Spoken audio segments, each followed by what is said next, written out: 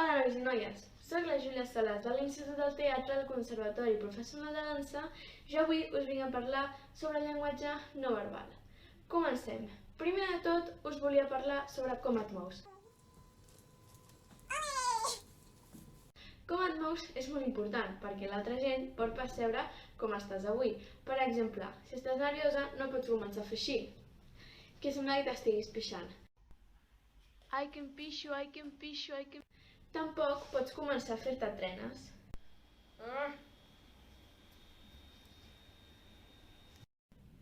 Que és molt lleig.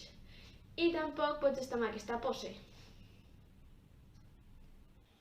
Ni aquesta, ni aquesta, ni aquesta...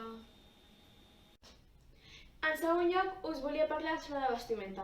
La vestimenta per mi és molt important perquè pots transmetre com estàs avui, però tampoc ens passem. Si estàs molt feliç, no cal que vagis així per la vida.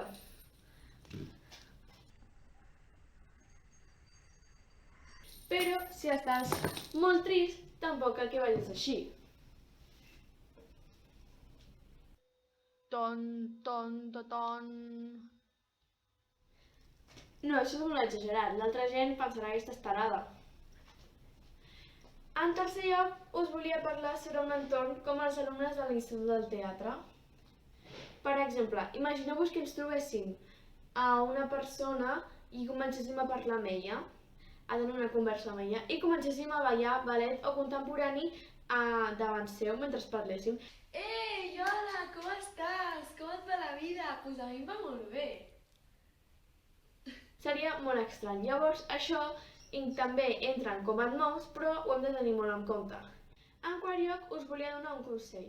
El meu consell per fer una bona presentació i amb un bon llenguatge no verbal seria que sigueu segurs de vosaltres mateixos, sigueu segurs del que voleu dir i que sigueu segurs del que voleu transmetre. Sé que és molt fàcil de dir i després és difícil de fer, però heu d'estar segurs de vosaltres mateixos.